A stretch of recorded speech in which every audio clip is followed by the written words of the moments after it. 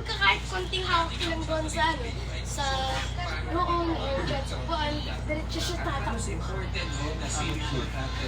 Kita natin sa daan. Tapos nasubik ang paksakan. Pero for 2026, habang pinapanood nito, Series 650R ang may offer ng Honda para sa ilang beses na ako nakagamit ng CV at meron din tayo sa garahe. Ito lang ang sabi ko, sobrang significant na kasi mapatambay, bigyan ride, long ride at maging pamasok sa trabaho. With Nadyong Hulma, kaya ang dami may gusto nyo. May pagkasunod ng higit at the same time, may mas ng heto dahil sa Eh, puto sa. Yan lang yun, di ba?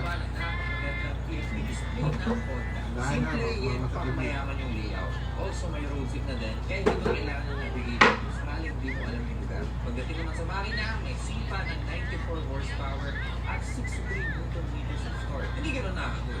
Hindi rin naman gano'n kabitin yung power. Masasabi kong balance lang kung sakaling beginner rider ka at